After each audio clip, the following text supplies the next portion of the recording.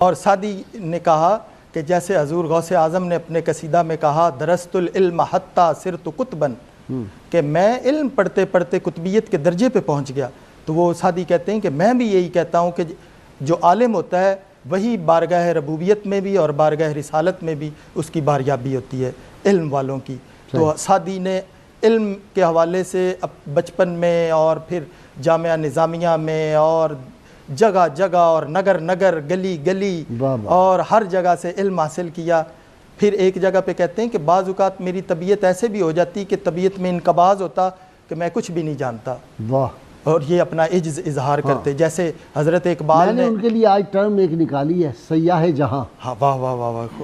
رحمت کونین صلی اللہ علیہ وسلم کا لقب ہے نا سیاح لامکاں، جی، تو ان کے غلام کا سیاح جہاں، یہ آج ہی میرے ذہن میں آیا سحری کے وقت۔ خوبصورت، جیسے اقبال نے اپنے کتاب زبور عجم میں عجز کا اظہار کیا، کہا می شبد پردے چشمم پر کاہی گاہی،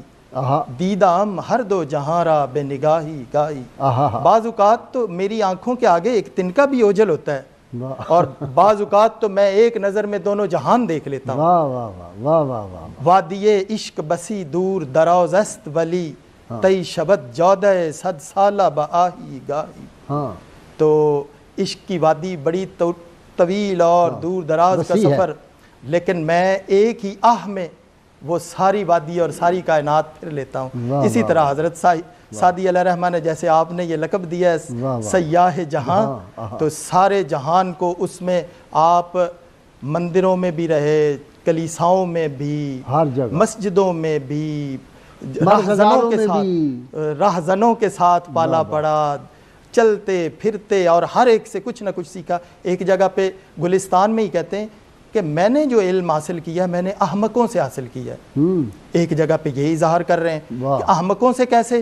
کہ جو وہ کرتے تھے، حکیم لقمان سے پوچھا گیا، وہ حکایت ہے کہ حکیم لقمان سے، حکیم ارسطو سے پوچھا گیا تو کہا کہ ہم نے اس لیے احمقوں سے علم حاصل کیا ہے کہ جو وہ برائی کرتے تھے اور وہ ان کو اس برائی کا نتیجہ بھگتنا پڑتا،